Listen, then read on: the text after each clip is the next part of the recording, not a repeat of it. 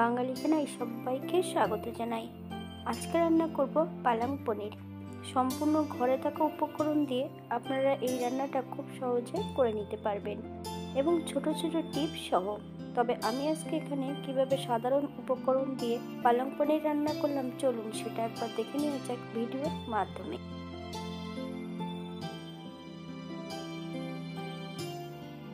এখানে আমি পালং শাকগুলো আগে থেকে ভাপিয়ে রেখেছি। পালং শাকগুলো ভাপিয়ে নেওয়ার পর ঠান্ডা জলের মধ্যে রাখা আছে।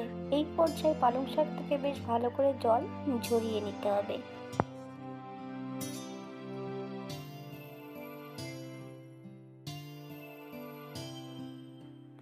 অপর দিক থেকে একটা কড়াইতে বেশ কিছুটা বাটার অ্যাড করব। আগের থেকে বেশ কিছুটা পেঁয়াজ, রসুন, আদা কেটে নিয়েছি, এই পর্যায়ে অ্যাড করব।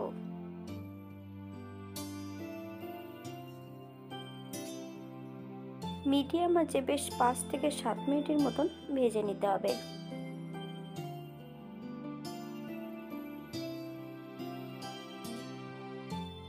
সাত মিনিট পর অন্য বেশ কিছুটা মশলা অ্যাড করব।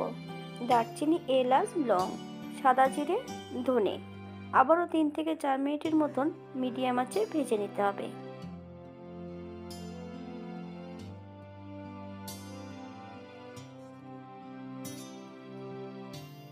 এই পর্যায়ে অ্যাড করব 5 থেকে 6টা কাজু বাদাম।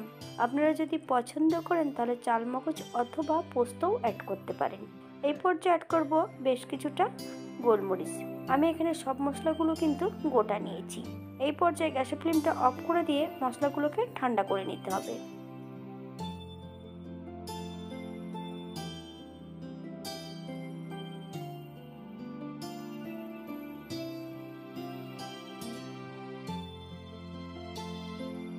সম্পূর্ণ মশলাগুলো মিক্সার জারের মধ্যে অ্যাড করে দিয়েছি। এখানে স্বাদ মতন লবণ অ্যাড করতে হবে, বেশ কিছুটা জল, একটা মিহি পেস্ট বানিয়ে নিতে হবে। ঠিক এমন একটা পেস্ট বানিয়ে নিলেই হবে।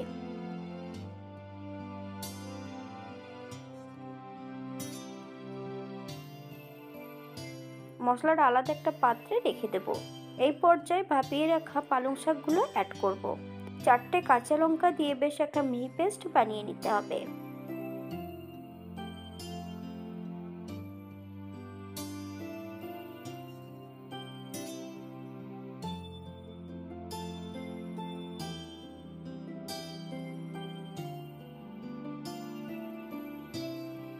অপর একটা কড়াইতে 1 চামচ ঘি অ্যাড করব।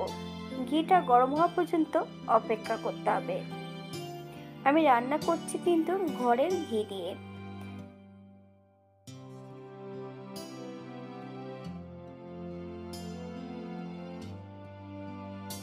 বেশ লবণটা ভালো করে ছড়িয়ে নিতে হবে। আগের থেকে কেটে রাখা সম্পূর্ণ পনিরগুলো এই পর্যায়ে অ্যাড করব। মিডিয়াম আঁচে 4 থেকে 5 মিনিটের মতন পনিরগুলো ভেজে নিতে হবে।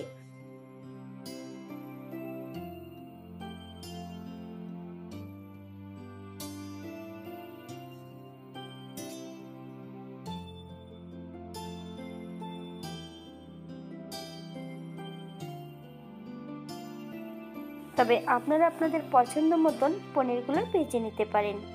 অপর দিক থেকে একটা পাত্রে আগের থেকে বেশ কিছুটা গুঁড়ো দুধ গুলে রেখেছি। সম্পূর্ণ ভাজা পনিরগুলো ওই গুঁড়ো দুধের মধ্যে অ্যাড করে দেব।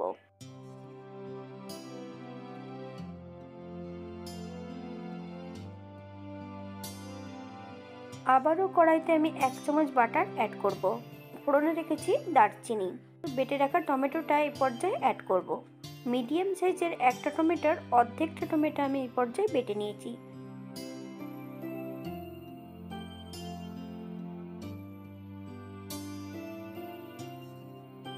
সম্পূর্ণ বাটা টমেটোটা অ্যাড করতে হবে। টমেটো থেকে যতক্ষণ কাঁচা গন্ধ ছাড়বে ততক্ষণ বেশ ভালো করে টমেটোটা ভেজে নিতে হবে।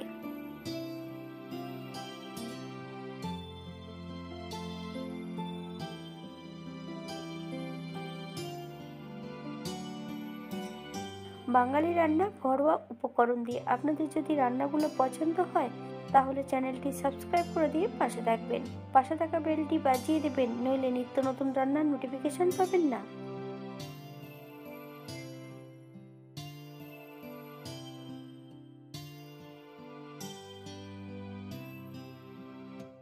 কাজু বাদাম আর পেঁয়াজের যে মশলাটা করে রেখেছি, এই পর্যায়ে সম্পূর্ণ মশলাটা অ্যাড করব। মিডিয়াম আঁচে বেশ ভালো করে মশলাটা কষিয়ে নিতে হবে।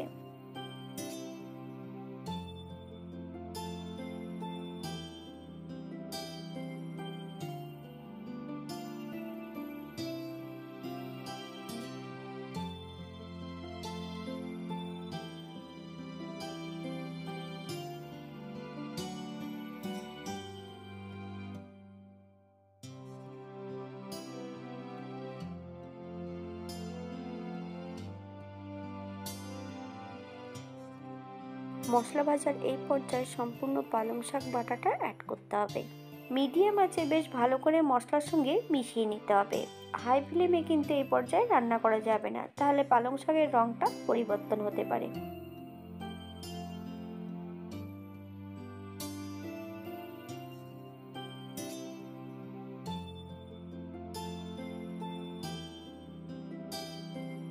এই পর্যায়ে অ্যাড করব মশলা ধোয়া বাটি থেকে বেশ কিছুটা জল। বেশ 3 থেকে 4 মিনিটের মতন ভালো করে রান্না করে নিতে হবে।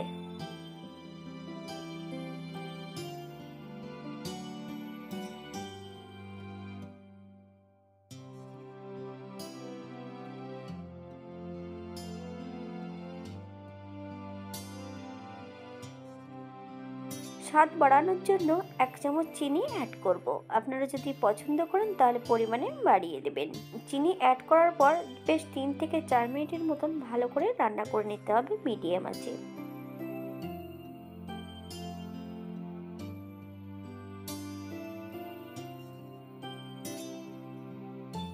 এই পর্যায়ে অ্যাড করব হাফ চামচ লবণ। আপনারা স্বাদ অনুসারে লবণটা অ্যাড করবেন।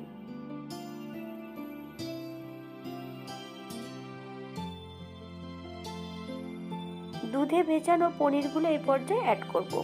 আমি কিন্তু গুঁড়ো দুধের মধ্যে ঈষদুষ্ণ গরম জল দিয়ে ভালো করে একটা লিকুইড বানিয়ে নিয়েছি। সেই লিকুইড দুধের মধ্যে কিন্তু আমি পনিরগুলো ভিজিয়ে রেখেছি।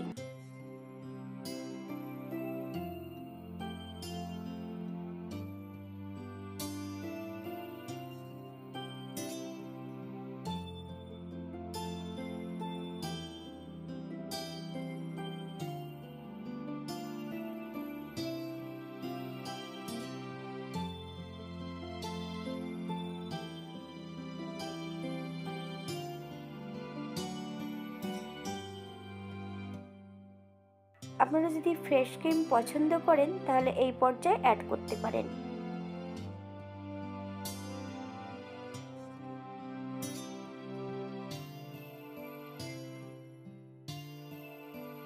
আমি এই পর্যায়ে গ্যাসের ফ্লেমটা অফ করে দেব। 1 চামচ ঘি অ্যাড করব।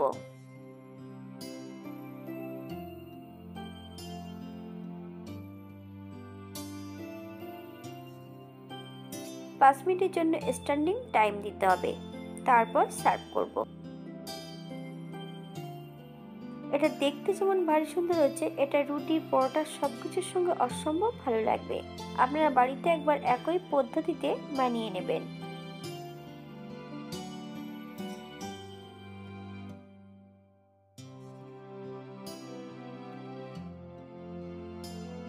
ঠিক এমনভাবে যদি বানানো হয়, পনিরগুলো কিন্তু নরম তুলতুলে হবে। যারা নিরামিষ খাবেন তারা অবশ্যই পেঁয়াজ রসুন বাদ দিয়ে দিতে পারেন।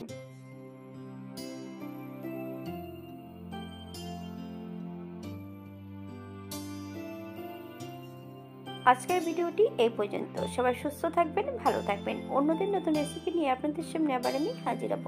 নতুন ও পুরনো সকল বন্ধুদের অসংখ্য ধন্যবাদ ভিডিওটি দেখার জন্য। হাতে যদি সময় থাকে তাহলে একটা লাইক, কমেন্ট, শেয়ার করবেন।